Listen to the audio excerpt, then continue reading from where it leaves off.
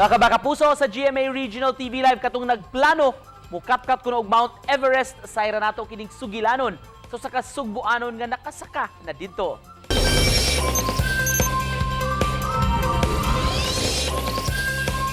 Matag usa ka nato. Adunay nagkalainay hilig sa kinabuhi sama sa sports, music ug uban pa. Apan alang sa sugbuanong si Jessie Singson, mas hilig niya ang pagkatkat sa habog nga kabukiran.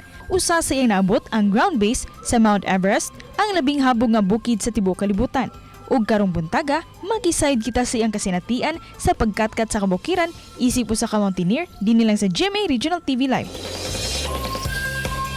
Kauban nato sa programa mga kapuso sugbuanong mountaineer Jessie Singson. Mayong buntag kanimo Sir Jessie ug welcome sa GMA Regional TV Live. May buntag po kaninyo diha tanan, especially sa GMA Regional Live TV o sa tanang taga Cebu o sa tanang viewers sa tibok Pilipinas o sa tibok nasod. May buntag. Congratulations sir ug daghang salamat sa pagdala og garbo sa mga sugbuanon imong pag-adto pag-katkat sa Mount Everest. Pwede ba nimong ma-share nimo ang imong experience sir? Ako ra isa ang gikan ko sa Pilipinas. Nagsulor ako kay ang ako ang possible unta to tulo mi kabuok ay upat mi kabuok pero na-cancel ang tulo. Kaya ang isa nako kakauban seaman, wala siya kanaog sa barko, wala siya kakuha siyang bakasyon, ako rang nakabakasyon, so na-cancel siya. So ako ra isa ang gikan sa Philippines, nagsulo ko Kathmandu, pero during that trek ang imong kuyog is tulo mi.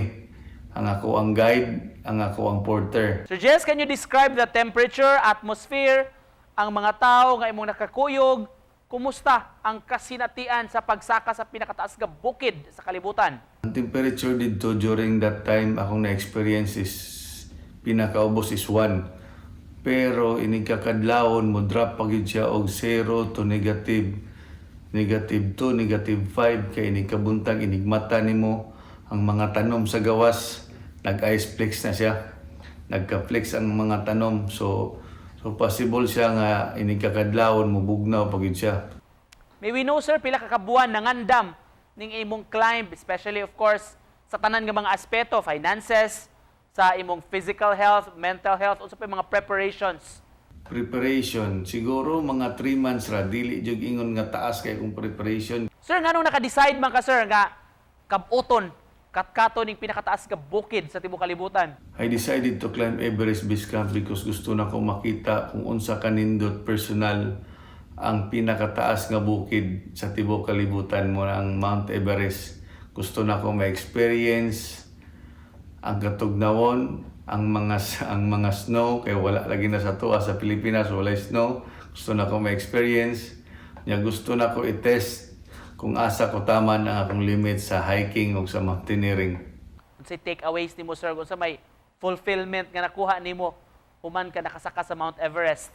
Dugay na akong gipangandoy nga masaka, natuman jud. Na-test yun ako ang kaugalingon nga kaya jud din ako nga moabot sa Everest Base Camp. Sa mga gustong musuway ni ana nga climb sir, pag-abot sa peak sa Mount Everest or sabi sa mga bukid sir, unsa may patambag nimo nila? Sa mga musuway o sa nagplano nga musaka sa Everest Base Camp or sa Everest Summit, Mount Everest, kinahanglan jud mo physically fit. Maka-prepare mo at least 6 months. Cardio, more on cardio. Kay pasaka man siya, trekking lakaw, so more on cardio. Second is mentally fit. Kinahanglan yung mindset. Iset yun na ninyo nga maabot yun mo sa Everest Base Camp. Kaya yun ninyo sa inyong lawas o sa inyong mind, sa inyong pangutok. And then lastly is the budget. Pinaka-importante budget, especially sa inyong inig-prepare ninyo sa inyong mga gears, sa inyong mga jacket, kalo, everything inyong mga gamit. So kinahanglan jud kayo og budget.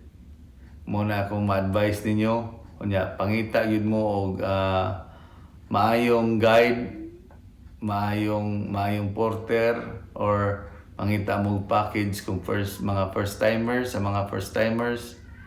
Kinahanglan jud mo og maayong guide og mga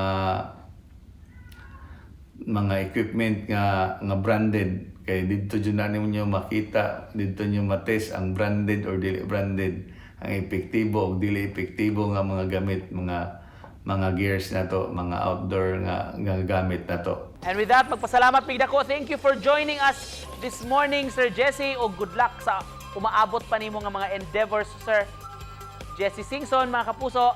Ug mubalik pa mi mga kapuso, tutok lang